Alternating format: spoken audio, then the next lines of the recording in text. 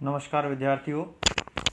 आज एक बार पुनः हम इस वीडियो के अंतर्गत जल संसाधन के बारे में चर्चा करेंगे। इससे पूर्व वीडियो में हमने जल संसाधनों के अंतर्गत स्थलीय जल संसाधनों के बारे में चर्चा की।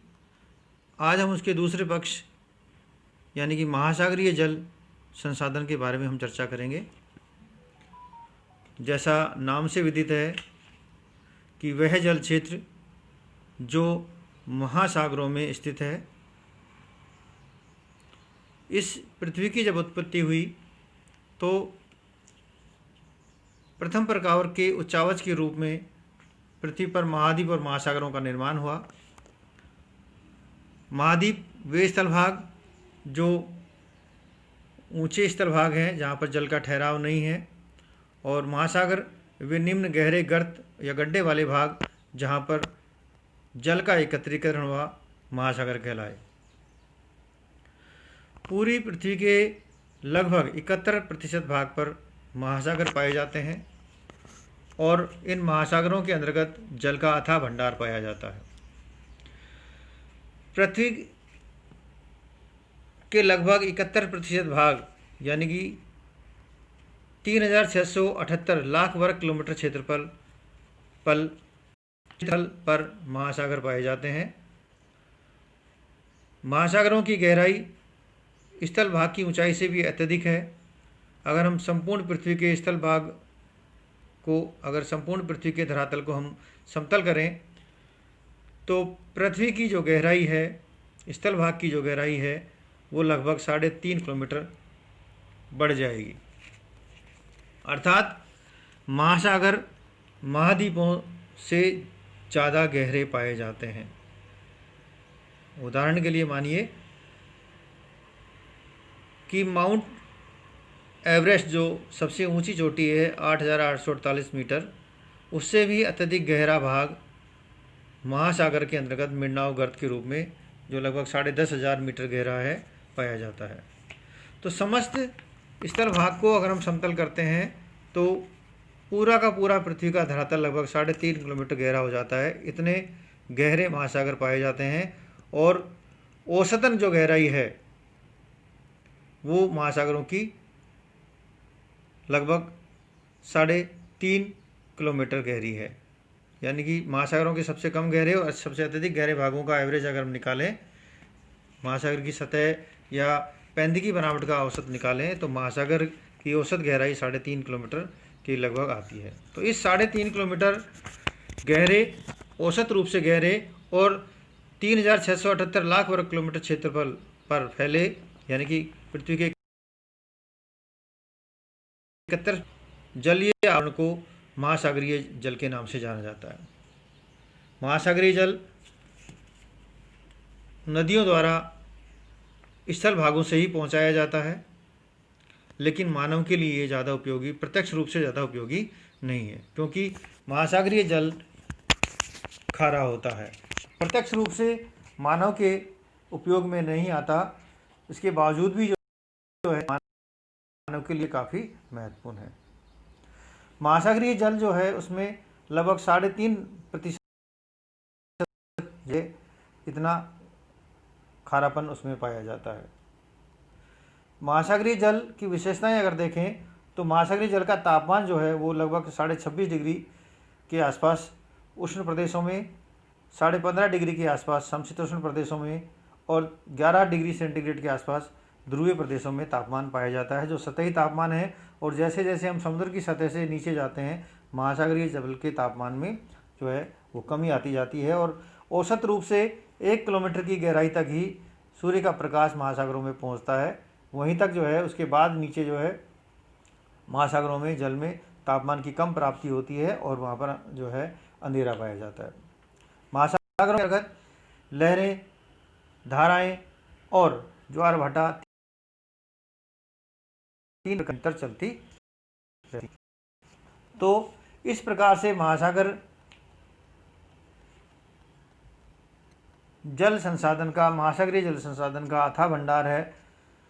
प्रत्यक्ष रूप से मानव के लिए ज़्यादा उपयोगी नहीं है, मानव के ज़्यादा काम में नहीं आता, ना पानी पीने के काम में ले सकते हैं, ना जो है उससे औद्योगिक कारखानों में हम उसको काम में ले सकते हैं।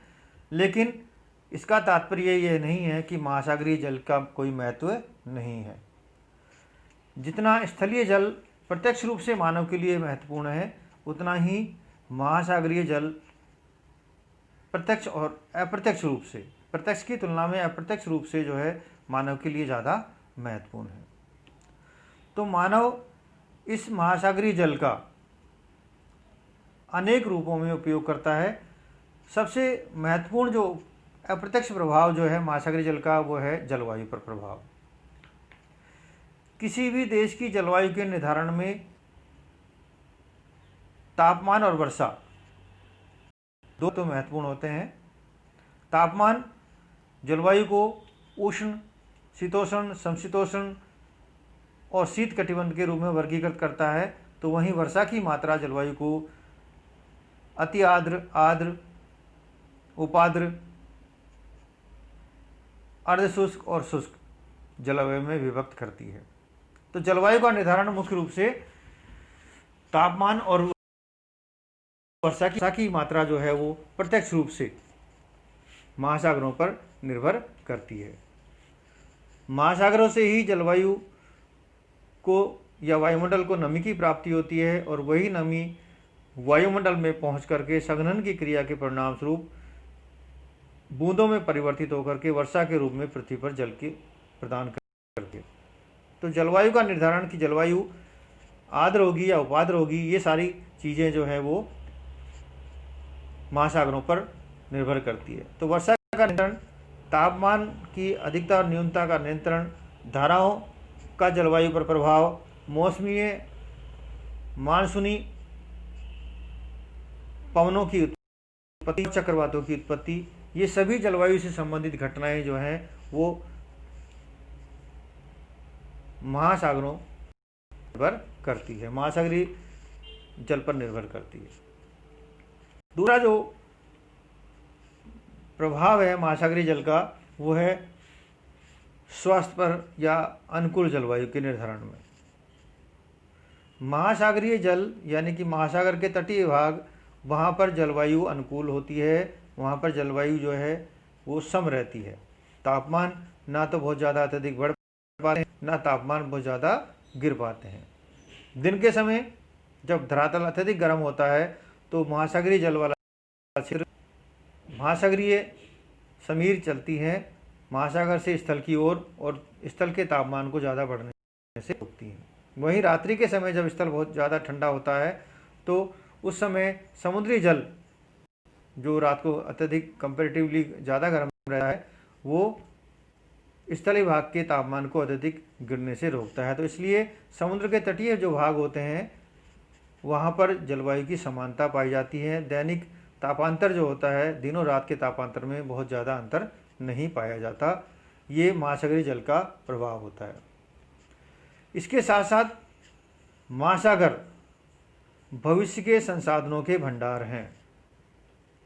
महासागरों में अथाह जैविक, वनस्पतिक और अन्य रासायनिक प्रकार के पदार्थ पाए जाते हैं।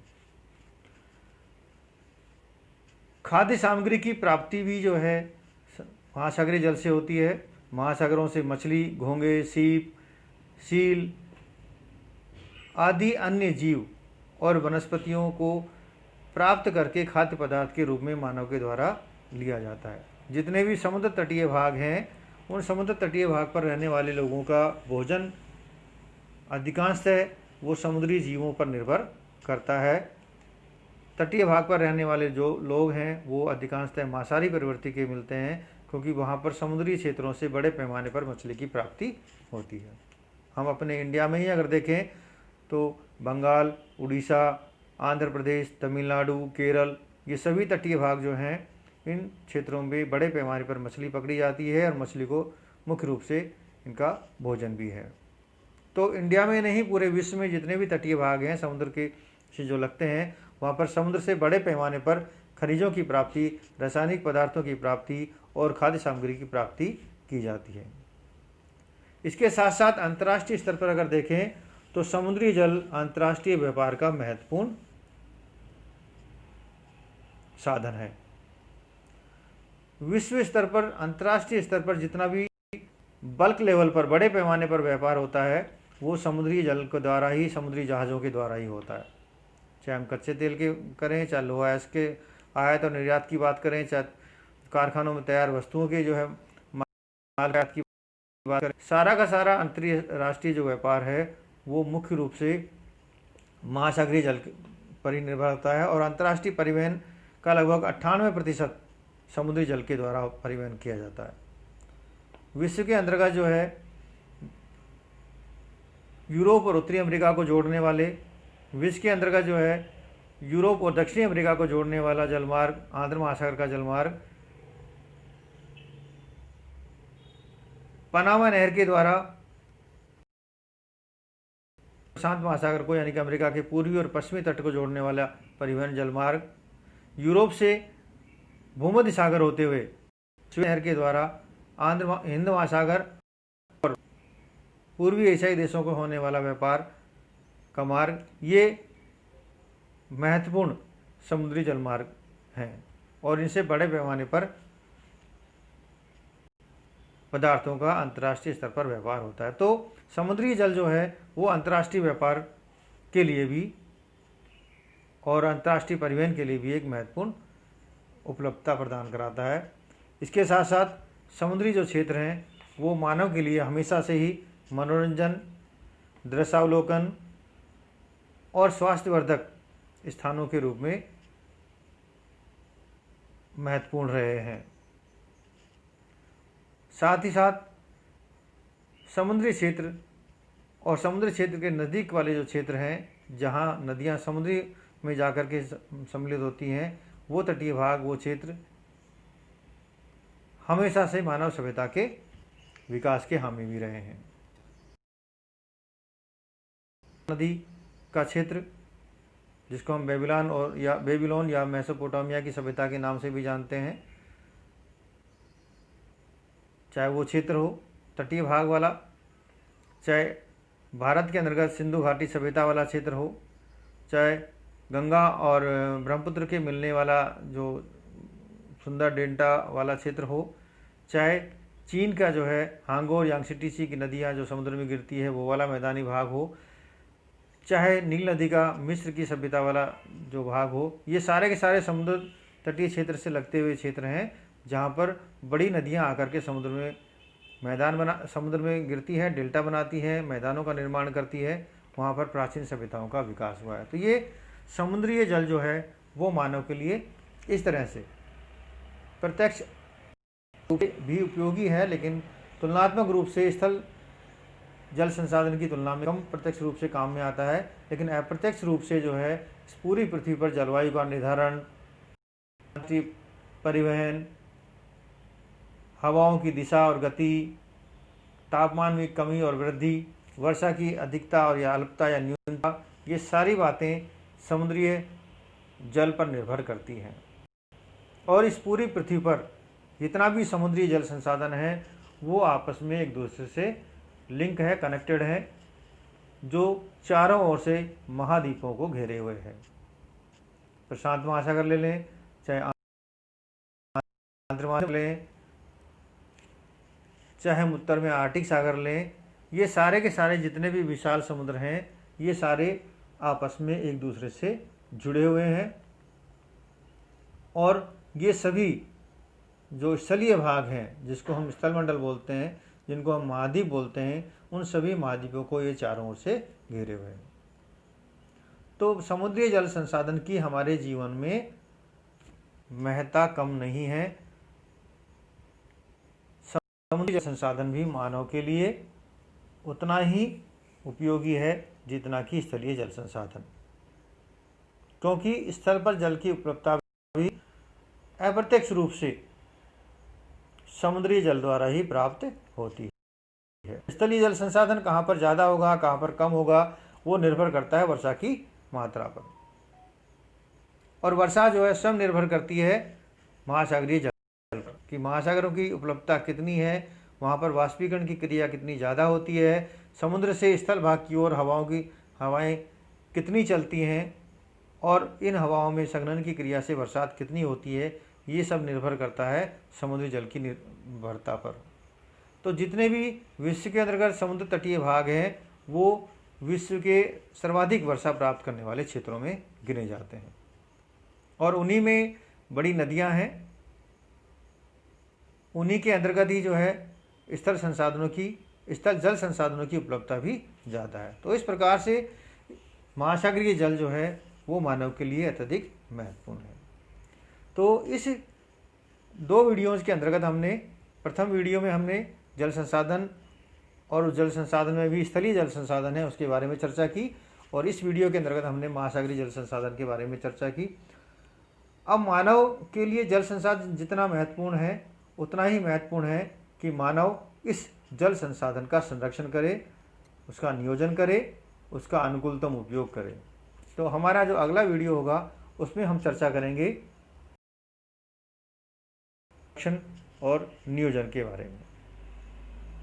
उम्मीद है वीडियो के अंतर्गत जो कुछ बताया गया है वो आपके समझ में आएगा। वीडियो का अवलोकन आप लोग करते रहें